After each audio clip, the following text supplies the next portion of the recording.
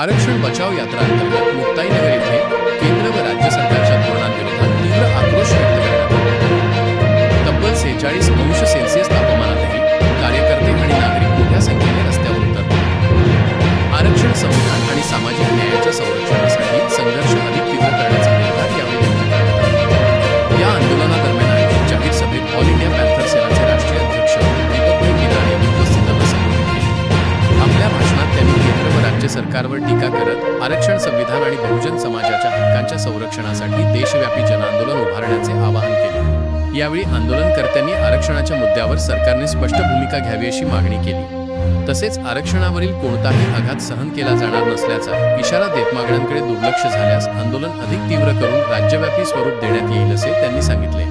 आंदोलनकर्त्यांच्या मते समाजात जातीय तेढ निर्माण करण्याच्या प्रयत्नांना जनता यशस्वीपणे प्रत्युत्तर देत आहे। सरकारने तातडीने भूमिका स्पष्ट करावी।